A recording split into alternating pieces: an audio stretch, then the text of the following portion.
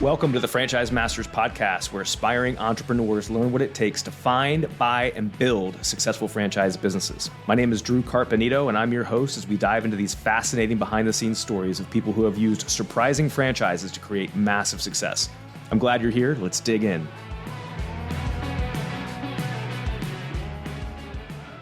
Welcome to the Franchise Masters podcast. I am joined by someone who I've known longer than I thought I knew. A few years ago, we figured this out.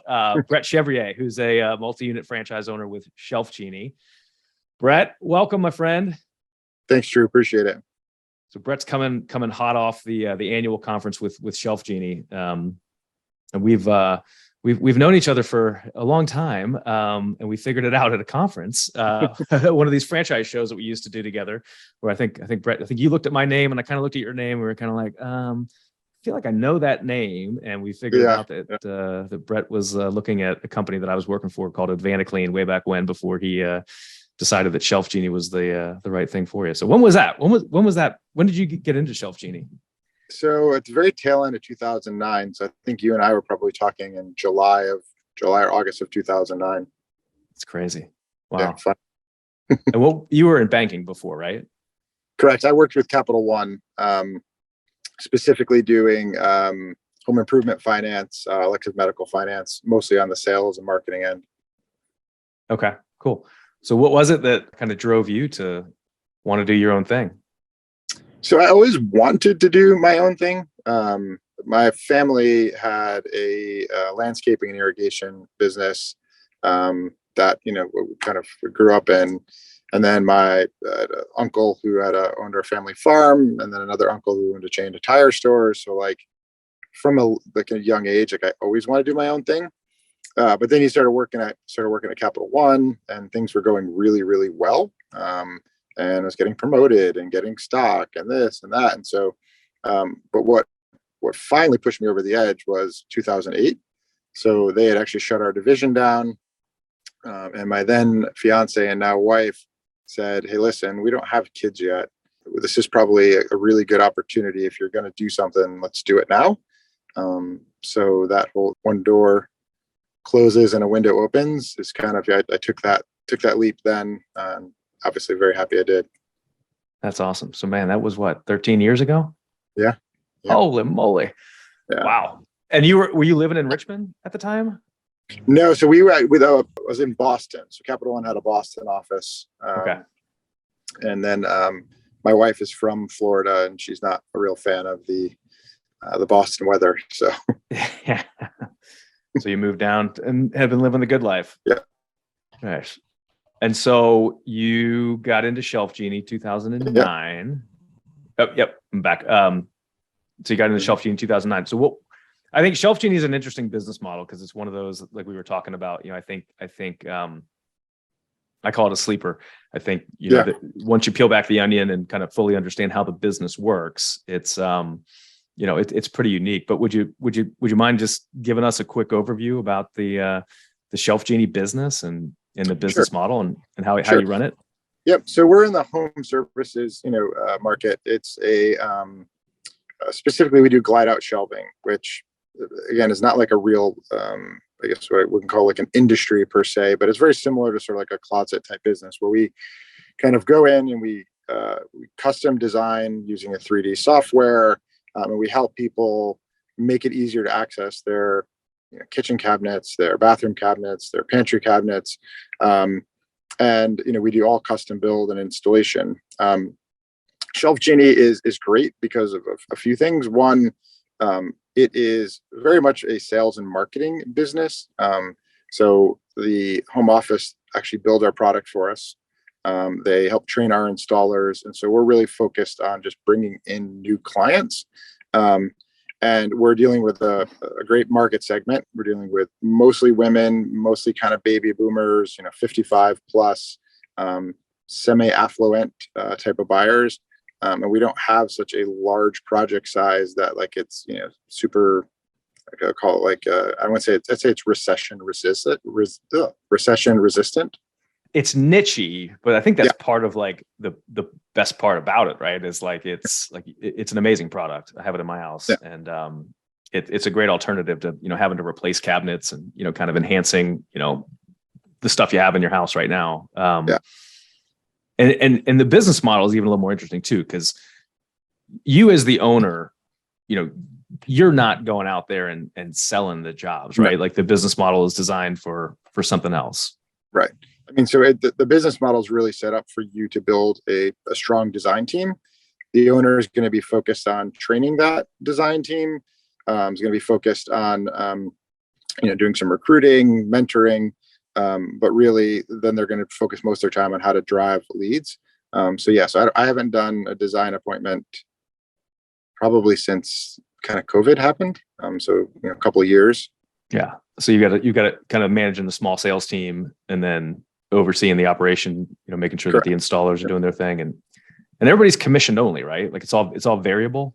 Correct. Everything is commission only. So it's very much a variable cost model. You pay the installers 10%, you pay the designers 10%. So it's nice. Yeah. It's like very few businesses can have, all their labor variable like that. It's especially as you're starting out. I mean, you're starting out and you're only really paying for things as you sell them. So you're not paying for product until you sell it.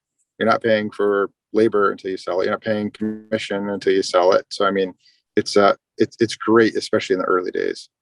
Oh yeah. Yeah. I mean, your biggest expense is the advertising, right? To drive the leads. Correct. Yeah. I got my Valpak yesterday, and ShelfGenie was prominently displayed in the Valpak.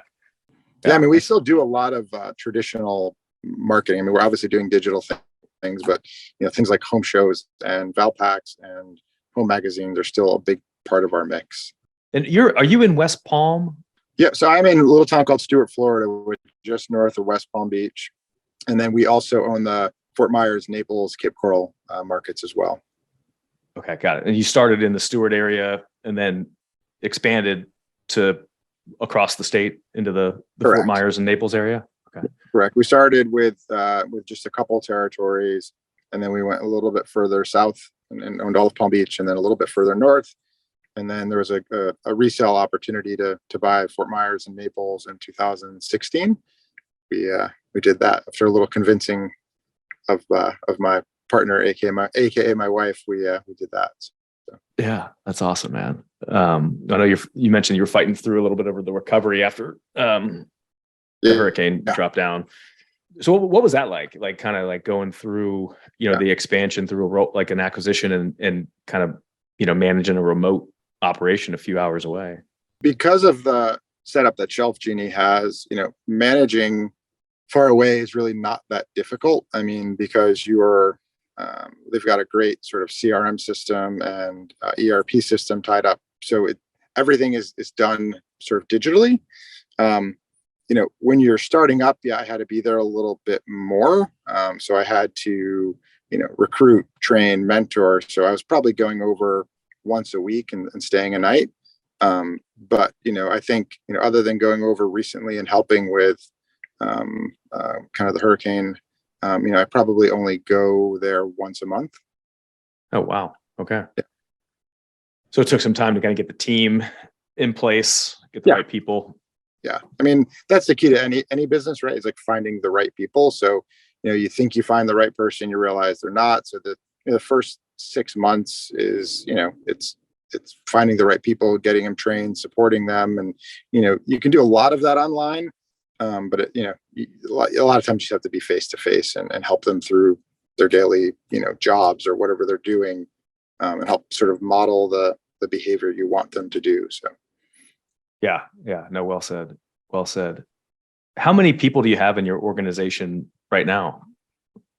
We have 6 designers and 7 installers, so 13. And then we have a kind of like a part-time operations manager, someone that just helps make sure all the jobs are going smoothly, supports the team, et cetera. So what do you do, Bret, if you got all those people working for you? Yeah, I mean, so what do I do? I mean, I do all the recruiting, the training, mentoring, all the marketing. So like right now, like I'm working on all the marketing for next year. figuring out what we're going to do, what we're not going to do. But that being said, I mean, I could go on vacation and never touch anything. I try to work mostly on the business. I try not to be doing the day-to-day stuff, which is, I think, the whole point of being a business owner. And at least it was my point. I don't want to be the person doing all the work, because then when you do that, I've got 4 small kids. I can't go on vacation. I can't coach soccer. I can't do all those things if my business requires me to do everything. So. Yeah. And was ShelfGenie set up like that from the beginning in terms of like Absolutely. wanting to have the designers in place and everything? Okay. I mean, that was one of the things that attracted me to the concept. It wasn't like I wanted to be, it wasn't like I had this grand plan as a kid to be in shelving. But the business model, which was what was great to me, because knowing I was going to have kids, I needed something that was flexible. I needed something that was scalable. And I needed something that, like, if my where it wasn't like a brick and mortar scenario where if a cashier doesn't show up, I gotta run in and and work the cash machine.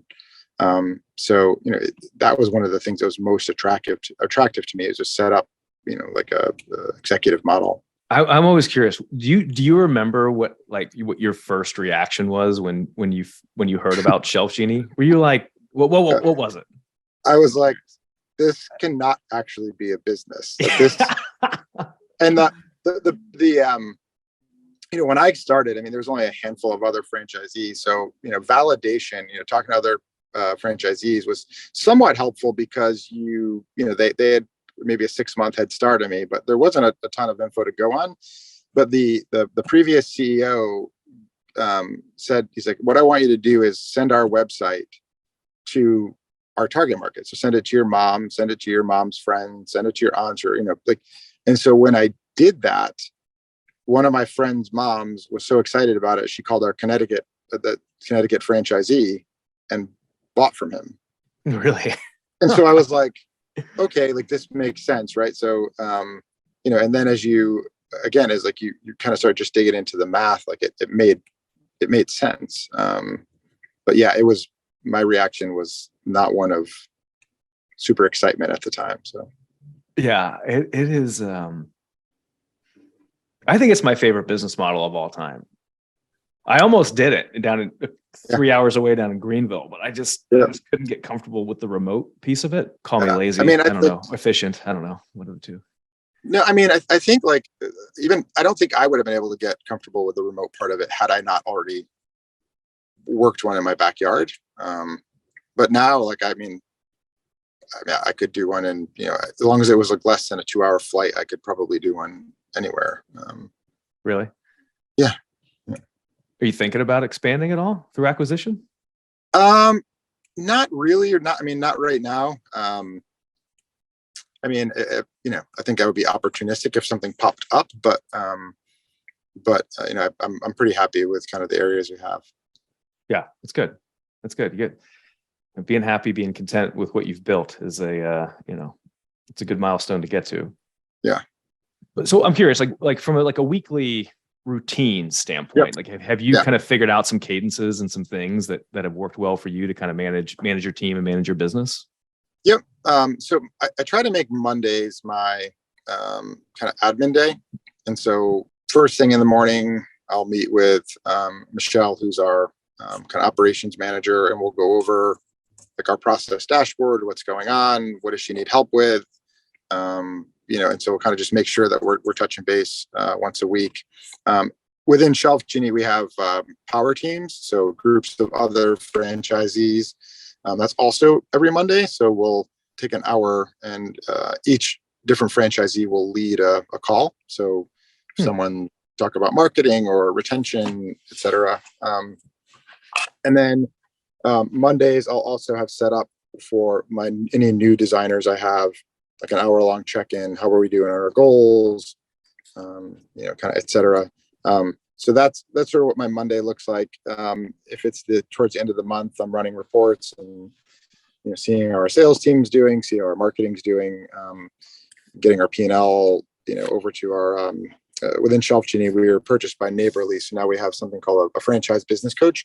And so, getting her my financials, et cetera. So that's generally what my Mondays are for. Not always, but Tuesdays, every Tuesday morning, we have a designer team meeting.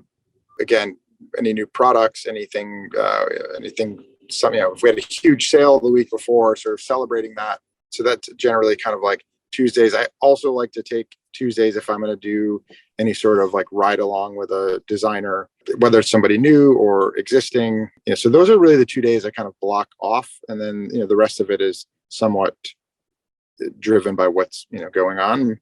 And then, I try to take Friday afternoons to play golf. I love it.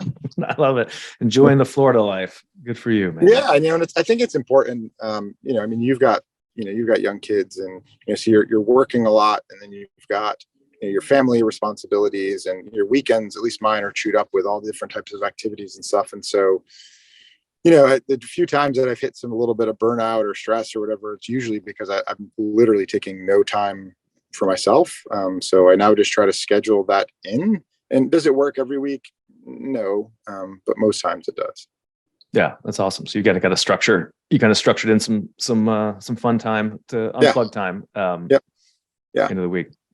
So as you guys were building the business, was your wife involved in the business at all, or was it primarily you kind of taking the lead? Yeah, primarily me. We have 4 kids. We've got a 10, 9, 6, and 4. So, when I was really getting the business going, first of all, she was working with her family business then. And once we had kids, there wasn't really much time for her to help. So I love the way you did it. Get the business going first, then have the kids. Yeah. I don't know that I could have gone through those same changes at the same time. Probably I could have. I don't know that I would have been as successful early on because, those are two major, so we got married. How'd it go? I opened a business, we got married, then we started having kids, I think all within 2 years. So it was like every major, and I had moved. So every major life change. Yeah. Once. It's funny. I was talking to somebody about this earlier today. Somebody I'm working with looking at some franchises, and he just had his first kid. He's about 2 months old. Yep. And I was like, what you're going through right now as a parent is pretty similar to what it's like to be a business owner, getting a new business off the ground, right? I think there's a lot of analogies that you can pull from in terms of being a parent, raising kids, and just going through the different developmental stages that you go through. The business needs a lot of attention, at first, and care. And, as it grows, it gets a little more independent if you enable it, right? If you raise it the right way and grow it the right way. So it's, and it's a big event, right, in your life. So I think I talk people out of business ownership sometimes when I use that analogy, but I just go with it because I think it works. Yeah, but I think it's also it's true, right? Because no matter how much time you've spent in corporate America, and how sort of successful you've been, when you get thrown into your own new business, especially in the early days, you're doing a lot of different things, and the great thing about franchising is you have a roadmap. A couple things. One, the roadmap, you may not be good at everything that you need to do to be successful. So you're going to have some growing pains. And then 2, every market is slightly different, so, you're going to be, you're going to be put in an uncomfortable position and have to sort of have some grit and, some strength to kind of just, continue to push through. And the same thing with, babies. You can read all I'm going to use this method with the baby, and my baby's going to sleep, and my friend, my niece or nephew was really easy, and it's then all of a sudden you get going, and you're like, wow, this is much more difficult than I thought. So it is a good analogy. Yeah. It's at least you have a roadmap with the franchise. You don't always have the roadmap with the first kid, at least, right? No. You kind of got to figure it out as you're going. Oh man, that's funny. So what are the grand plans for you in the business? It's interesting you say that. I'm sort of in the process now of rethinking, what's the exit strategy, right? There's sort of options on the table of hey, do we sell part of our area? Because we've built it up. We're doing, we've done great. And, at some point in time, you're going to want to, to exit, or are we going to sort of double down and potentially like hire a manager and make it truly passive? Recently, it started a independent business that does closets recently, a few years ago. So I've been kind of putting some effort and energy into that. And my wife and I are thinking about getting into some different real estate things. So I'm trying to kind of figure that out. I think we'll probably go the route of hiring a manager and trying to make it, a bit more passive. But those are always the conversations you have to have, and kind of things you need to be looking at. And we had this conversation, my wife and I, like 5 years ago, and decided we were going to just keep going the down the same path, and we're sort of revisiting all of that now. So yeah, that's exciting. You have options, right? You've been Absolutely. able to build it to where you have options, Yeah. To figure out what's going to be the right thing for you guys as the next move. That's cool. Congratulations. Thank you. Well, cool, man. Well, any other thoughts? Most of the folks listening here are, prospective franchise owners or current franchise owners that are looking to scale, and build a business like you've built. Any words of wisdom to anybody? And I mean, for those that are looking at franchises, I mean, I think my words of wisdom would be, to not look at what the company does, but rather what it takes to be successful in that business. And so, if you're coming from a background of, building teams and, you love sales and marketing, or, if it's a business that's driven by events and you love doing events, then those are the things that you should look at. And whether they're selling, shelving or, hair dryers, it almost doesn't matter. You just need to find out what the people in that business who are successful, whatever they're doing, and you need to make sure that your skill set kind of lines up with that. And also really get an idea of what you want your life to be. Do you want flexibility? What's important to you? Do you want to be able to travel? All those things really need to be taken into consideration, as you're looking to build a business. And obviously the numbers matter, right? And you need to make sure you have to make a living. But if you choose a business that's got the best, ROI and the best EBITDA or whatever, but you're not good at that, and you're not going to like it, you're not going to be successful. I mean, well said. So I mean, that's really my only advice. And as far as the scaling, the one thing that we see happen on the ShelfGenie side where people struggle to scale is generally like they hire someone, they spent all this time training them, and then they kind of realize they're not the right person. But it takes so much time and energy to go out and find people and train people that they sort of settle for mediocrity. And then they're having to, jump in and do the person's job, or, things aren't going right. So the piece of advice I always give is just always be recruiting, because if you have a strong recruiting pipeline, like you have a strong marketing pipeline, then you're not going to have to settle for someone. You can just find that next person. And if you do that and you find really, really good people, you're going to be successful. I had a manager when I worked at Capital One who said something to me that's just completely stuck, which is, if you hire good people, all of your work is behind you. And if you hire bad people, all of your work is ahead of you. And so, the better job you can do getting, good people in, it just makes life so much easier, and just don't settle. That is it's funny. I think you're my 20th episode. So 20th guest I've talked to. A lot of franchise owners and all different walks of business. And that's the theme, that the people piece of it, right? And that's the one thing the franchise companies can't do and won't do for the franchise owners is the people piece. But the folks that embrace it. Again, we just came back from our conference, and one of the things that's interesting is one of the women said, hey, maybe I'm not good at recruiting or something. I'm having a hard time finding the right people. I was like, there are 60 other franchisees in this room, right? And there's one guy who just sat here and got like every major award. We have our Seattle franchisees, just phenomenal. I'm like, why are you not leveraging them? Why you're not actually having and I told her, I was like, I would do it for you. Like, I'll phone screen your applicants. People don't leverage. A lot of times people think that franchising, the best part of franchising is you're going to get this roadmap, right? And that's super important. I think for me, the thing that's been the most helpful is I have, for us, like roughly 60 other franchise owners who are doing the same thing as me. So that can be helpful in two ways. One, like, I don't have to reinvent the wheel. If I look on our reports and someone's kicking my butt and, one metric or another, then I can either get on a plane or get on a Zoom or something and figure out what's going on.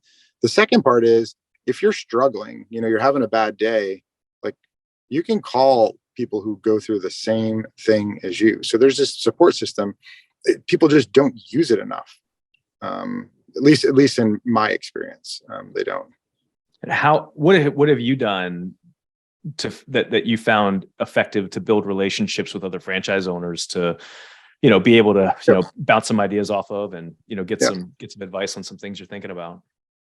So a couple of things. One, like, I joined one of our power teams, right? So that was very helpful because then you're getting that repeatability. You're talking to someone every week. And so even if you're not specifically talking to them, they're on the phone. So you feel a little bit, it's just a little more comfortable to just kind of, give them a ring. So that's one.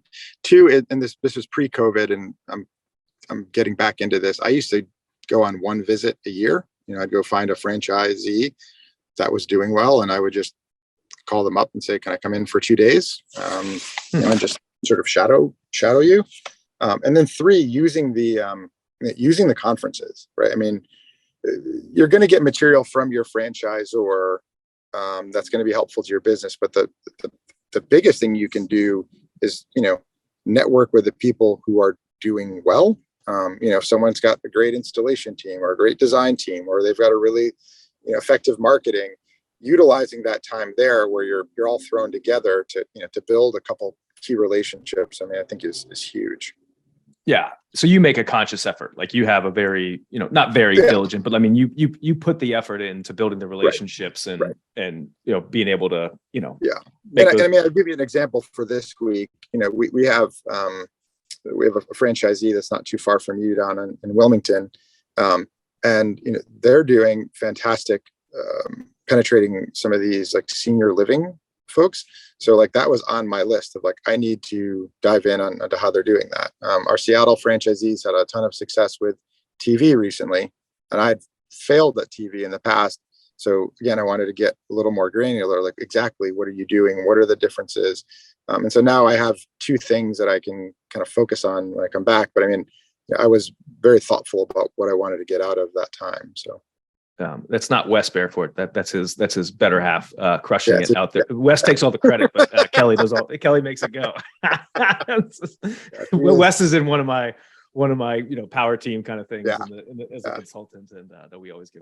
They're great. I just other than being great franchise owners, they're just fun people to hang out with. So it's pretty cool to see what they're doing in like a market that you probably wouldn't put on the top 10 in terms of like strategic markets that we think ShelfGenie is going to crush it in, right? Like Wilmington and Myrtle Beach. No. They are like, again, they're crushing it. Like, they're doing an amazing job. They received the highest revenue per territory award. So they are generating the most out of, what they've been given. Or what they purchased. Yeah, working their butts off. They figured out a lot of it, right? Like, a lot of it was the grass. Didn't they do the grassroots stuff really well? Like, they're doing grassroots stuff really well. Kelly, Wes's wife, is just like, really good about training her designers, and she's also really good about not letting mediocre people stick around. Yeah, and I kind of look at them and like, they're always. This goes all the successful people. They're always working on something new. They're always trying to get just a little bit better. Yeah. Well said. And, and you're keeping you're paying attention to who's doing what really well, so that, when you're, if that thought crosses your opportunity in the business, then you know who to call to Yeah. And I mean, I think the other thing is, I've been in this business for 12 or 13 years. We were trained a certain way, and I have a certain thought process that's ingrained, right? And all of a sudden you look up and you're like, oh, I didn't think that was possible. Now someone's doing it. And so, you can, as a veteran franchise owner, you kind of fall into that. I've got this figured out, I'm awesome. And you have to drag yourself out of that and look around, because there's the new people coming in have a different skill set. They've got different experiences, and they're looking at things in a fresh way. And so all of a sudden you're like, whoa, okay, I guess I could be better, or I guess I could do that. I didn't think we could do that. So it's great. Yeah, it's kind of goes back to, having an open mind when you're looking at businesses, and then also having an open mind when you're successful, and just, paying attention. Because I think that goes back to what you were saying, like, for franchise owners that aren't the top performers, right? The folks that are trying to figure it out and get the business, to a place where they want to do it.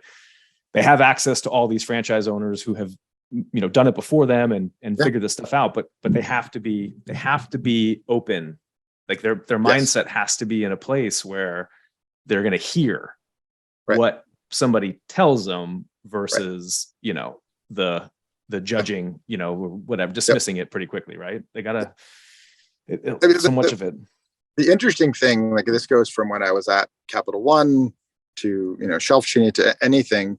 I generally find that the one common thread among people who are successful is their ability or desire to learn. And so part of that wanting to learn is you have to, like, kind of take a look in the mirror and realize, and be open to constructive feedback, or open to realizing that, maybe you're lacking. But if, people who are constantly learning, the people, like, when I see Wes, he's like, what new books are you reading? What are you doing? What podcasts are you listening to? The people maybe who are not doing those things, a little bit more, could be more stagnant. So. Yeah. It's like the balance between ambition and humility, I think a little bit, to stay humble, but stay hungry at the same time. Yeah, absolutely. There's a balance that goes, I think, into that stuff that the most successful franchise owners do really, really well. I'm curious. So, like, you're 13 years in, you've built a successful business. As it goes back to hiring people, how confident are you, like, when you take a prospective designer through the interview process? How good are you right now at knowing if this person is going to make it or not? That's so funny you say that. Even then, through all these years, I'm still only 50-50. Really? And so I actually will, most times, like, if I need to hire one, I can, know that I can get them both work, I'll hire two. Because even because the interesting thing about ShelfGenie is when you just have someone's a designer, there's two skill sets they have to have. They have to be a good salesperson, and they also have to be a creative person, so someone who can design well. And so I find I can screen pretty well for the sales side. That's my background. It's also, I'm better at training. The creativity, seeing space, etc. Like that's where I'm probably can be wrong sometimes. So yeah. So I mean, I wish I could tell you I'm always right, but no, it's a coin flip. Yeah. So you just hire two people, and you'll probably hit one of them, right? That's smart. Yeah. Where do you find, like, where do you get your designers from? Like, what is there a common theme of backgrounds, or? We do just like a marketing, we treat recruiting like a marketing mix. So, we'll put stuff out on, Career Plug or LinkedIn. I'll sometimes even put things on Craigslist. We'll call up a lot of our advertisers who are, know quite a few people in the industry, and, talk to them and tell them what we're looking for. And, we find them all different ways. The industries vary significantly. One of our newest team members is a realtor. We have a couple who have been in home improvement sales before. One of our really good designers used to work the ticket counter at JetBlue for like 20 years. So it varies. Yeah, that's cool. That's cool that you don't have to, have a specific, they have to have the fundamentals, but they don't have to come from a specific background. You can, you can teach them what they need to know. That's cool, man. Well, good stuff. Well, Bret, man, I appreciate you taking some time to come on and share a little bit more about your story and journey. And congratulations on what you've built. It's fun to watch. Thank you for having me. It's always good to catch up.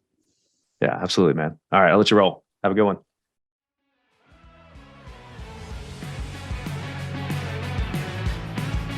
That's a wrap. Hope you found a nugget or two in there that can help you on your franchise journey. And if you ever want to talk franchising, reach out to me anytime.